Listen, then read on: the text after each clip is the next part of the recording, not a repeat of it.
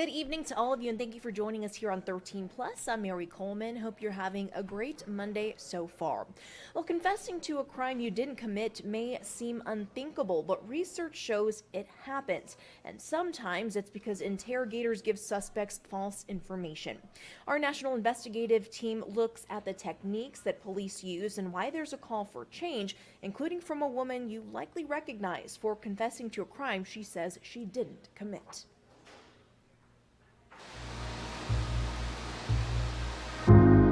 Her face was plastered on every news station, on magazines and newspapers. Seemingly overnight, Amanda Knox went from a life of obscurity to one of infamy. In 2007, studying abroad in Italy, the then 20-year-old was accused of taking part in the rape and murder of her roommate, a crime she didn't commit. It would take years before she would prove she was innocent. It was the worst experience of my life, and no one should ever have to go through what I went through. But Amanda isn't talking about standing trial for murder or the jury's guilty verdict. She's not even talking about the 4 years she spent in an Italian prison. She says her worst experience started at the beginning of the ordeal, the police interrogation. Every time I asserted I was at my boyfriend's house, I did not go out that night, they said, no, you didn't. The interrogation went on for more than 50 hours over 5 days. Amanda vehemently denied she had anything to do with her roommate's murder, but she says one thing changed everything: when police lied. They're telling me new information. We know you were at your house. We have irrefutable proof. And now I'm put in a position of trying to make sense of that. That doesn't make any sense to me. I have no memory of being at my house. She says she started doubting her own memories. Her self-doubt became so strong when police typed up a confession. I just did exactly what the police told me to do.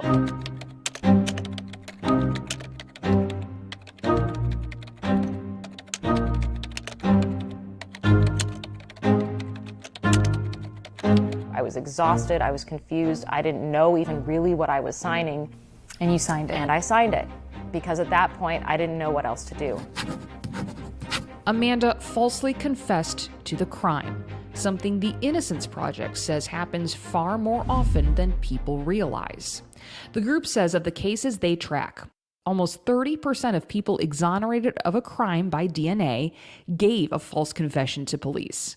But why would someone confess to a crime they didn't commit? What universally those who have falsely confessed will tell us is that they felt that they had no choice. Laura Zarowski is executive director of the Washington Innocence Project.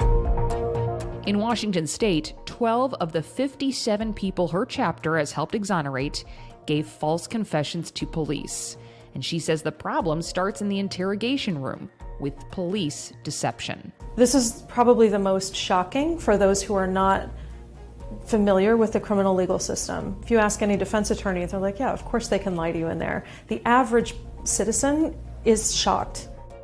Deception by police is allowed because of a U.S. Supreme Court ruling in 1969.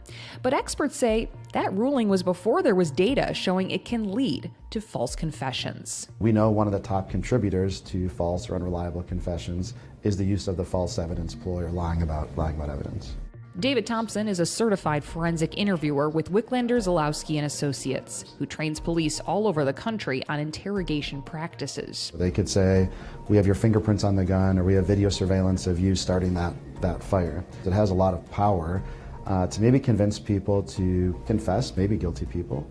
It also causes maybe innocent people to have memory distrust and think, well, maybe I did do that. Thompson says new research has led his firm to change its teachings and get away from deception. The research has also found that more evidence-based techniques of being open and transparent will get you more reliable information, which in fact helps you close out cases more effectively and more accurately. That's what scares me, is like, what they're saying to me is so not real. Here's an example from 2018 in Fontana, California. This man, Thomas Perez, reports his father missing. Police bring him in for questioning and tell him his father isn't missing. We just told you we found her dead, Dad, and you don't give a f***. 5 hours into the interrogation, Thomas starts confessing. What about the scissors? That's possible. It's Possible? possible. Did Yeah. you stab him? I didn't think that I did. How many times? One. But Thomas didn't kill his father. No one did. His father was alive. Thomas Perez confessed to a crime that didn't even happen. Oh. How is it that police all over the country, in different cities, in different states, use some of the same tactics, like deception?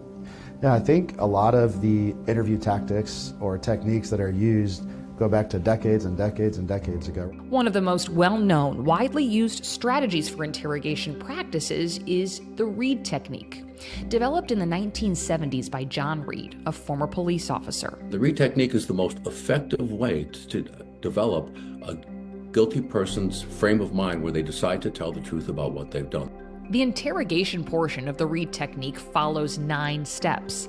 Step 3, handling denials, says investigators can respond by introducing evidence of a suspect's guilt, real or not, though it says almost always it will be actual evidence. The company goes on to say it is not accurate to portray the Reid technique as being centered around incriminating evidence, real or fictitious.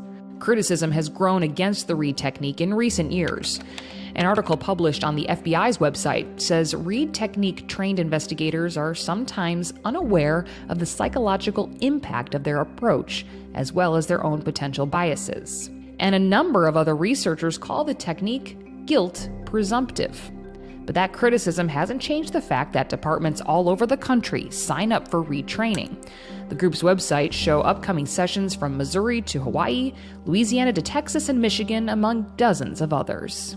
Reid & Associates President Joe Buckley says it's when investigators don't follow Reid's guidelines that they run into problems. In terms of it being guilt presumptive, we interrogate people who we believe, based on the evidence of the case, committed the crime. We don't interrogate people who we think are innocent. That would be ridiculous. Do you think we need to get away from this guilt presumption in the interrogation, given the fact that we do see false confessions and there are innocent people that end up in that interrogation room who then eventually confess? Well, when you look at the circumstances, it's not the guilt presumptive, it's what the investigators do.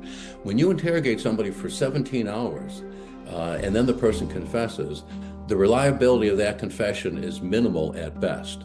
Buckley says Reid are guided by the fact that courts continue to accept confessions made using their methods. Would you ever seek out any kind of input from social psychologists about the work that Reid is doing? Well, we've had plenty of social psychologists tell us what we should do or not do. There's no question about that. And most of what they suggest, we reject. And why do you reject it? Because we know it's ineffective. You have to persuade people to tell the truth. Some experts say Reid alone cannot be blamed for the tactics police use that lead to false confessions. And in the case of Thomas Perez, It did happen. You killed him. And he's dead. the Fontana Police Department says it has no records of dealing with Reid & Associates. Zarowski says she's seen examples from departments all over the country that are using deception in interrogations and have never heard of the Reid technique.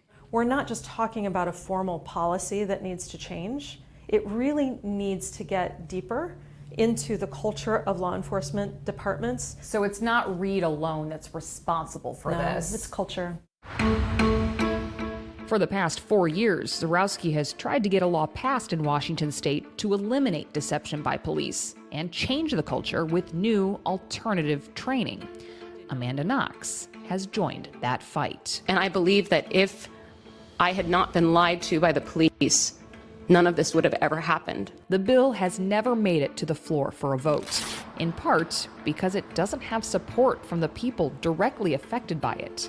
Police. Sometimes the use of deception is required to locate the truth, both to convict and to exonerate people. Some states have passed legislation barring police from lying to juveniles, but the proposed legislation in Washington state would be the first to make it apply to adults. I'm still afraid, Amanda and I shouldn't be.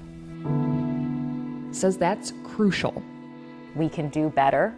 We know how to do better, and I will keep fighting until it is done.